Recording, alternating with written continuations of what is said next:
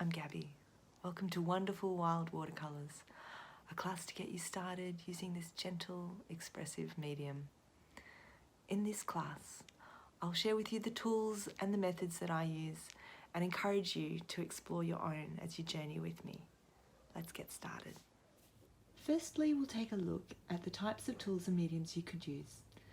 This is my toolkit, but there's more than you need here. So I'll share with you the things that I find work best. Here's an example of a range of watercolour brushes that you might like to choose from. Some of them are quite cheap, like this one and this one, and you can pick them up from Spotlight or Officeworks quite often in a pack of about 5 to 8 of them sometimes, and they're usually under $12 for a packet. These ones you can even buy from Bunnings as well, or Spotlight again, and you can usually buy a pack of them for also under $10, and they're really handy for the bigger areas. I want to show you why these ones are good. These ones are good watercolour brushes because they are soft. They're soft and flexible. They're very absorbent. They soak up a lot of the water and they move easily on the page, and we can look at that later. This one is actually a Chinese calligraphy brush, and it's similar, so it soaks up the water and it moves really easily on the page. Now these ones, you can also use these for acrylic paint. They're a little bit harder, a little bit stiffer, but they do form a really nice point when they're wet, so they can do a more detailed or fine area. This one is a more expensive brush. This one was about $30 to $40 from an art shop, and it's very, very soft and very full. You can soak up a lot of water with that. And it has actually a quite fine point as well when you get it wet, which is very nice to play with. In my watercolour kit, I've also got some art liners. And these, when you draw with an art liner and then you put water over the top, it has some really interesting effects of running. I've also got in my watercolour kit just a really light pencil, like an H, an HB, or a 2H. Clean water is really important to make your colours as bright and vibrant as possible. I've got 3 different types of watercolours in front of me, but there are so many to choose from. I recommend the Micador brand from Spotlight and art stores, and online you can buy them. This is my favourite one. It's the Koh-i-Noor, and they have the most beautiful, vibrant colours. This one, you can pay a lot of money for these, $60 in an art shop, but I've also seen the same type and possibly even the same product online for as cheap as $12. So, you know, you can choose what you want to pay for each one. You can buy the Micador disc of these, but these ones I got from Kmart for $2, and they're terrible. Don't ever buy them. But Micador do some other types as well, and so do Montmartre, and I think they're okay.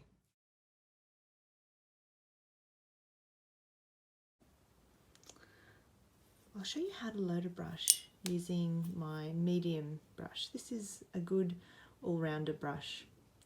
It's a size 8 Roy Mac Achiever round India, and then all those numbers.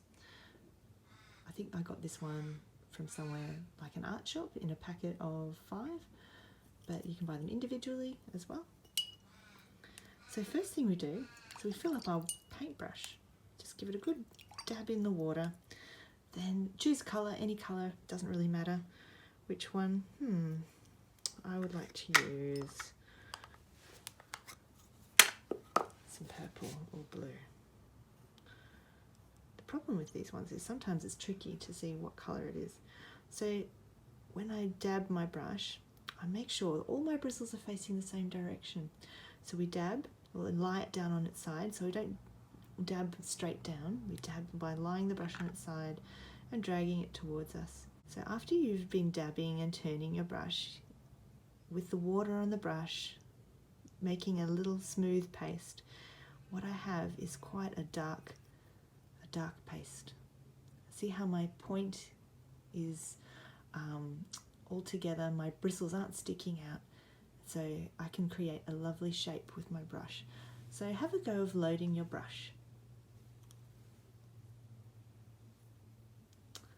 Okay, after we've loaded our brush, any colour, you are free to draw whatever lines come out on your page. So just practice drawing the brush towards you, push down with the brush and drag it.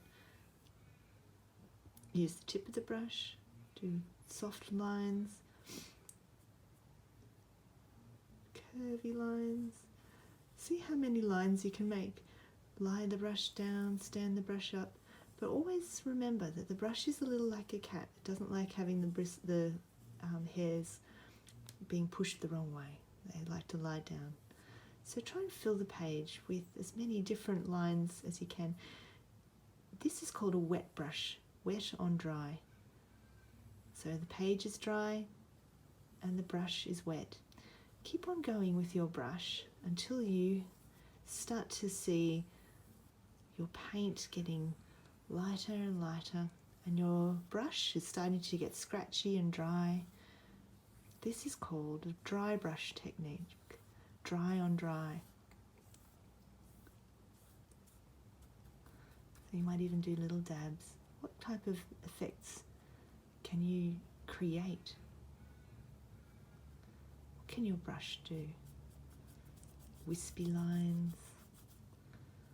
So this is just one colour, just one brush, filling up the page. There's a little bit of wet on that still, so I'm just drawing that out. Then you can, if you've still got some paint on your brush, you can dip it in the water again and just see what happens when you just have water on your brush. So paint with just water on your brush, taking your brush for a journey, doing different shapes. There's no right or wrong. What type of lines can you create? Spend some time noticing. Slow down your breath. And just watch the paint on the page as it runs. I'm using the Derwent sketch pad. It's just a cheap drawing book, so the paper is not thick. This is not an artist quality book to draw on. So that's also called wet on dry. Now we're going to do a different technique. So it's called wet on wet. I'm going to choose a large brush, my foam brush, and I'm going to create some wet paper. So it doesn't matter what size your brush is. If you only have a small brush, you can use a sponge from home. I also like to have an old towel or tea towel. You can even dip your tea towel into the water and make your page a little damp. But just spend a little bit of time dampening the page. Now this, I'm just using the copy paper from, Office Works or wherever. So I've got some really cheap paper, and I'm also going to show you what it's like on the more expensive paper as well. So I've got some cheap paper and some expensive paper. And I've got my brush. I'll use the same paint type. So again, we load up our brush with some water, and we dab and drag, creating our paste. Choose a different colour. There's no right or wrong. Whatever you feel led to, whatever fills you with joy or expresses the feelings that you're feeling right now. And then we put the wet on top of the wet. Wow. Then breathe and just notice the effect. Notice what happens when you put the wet paint onto the wet page.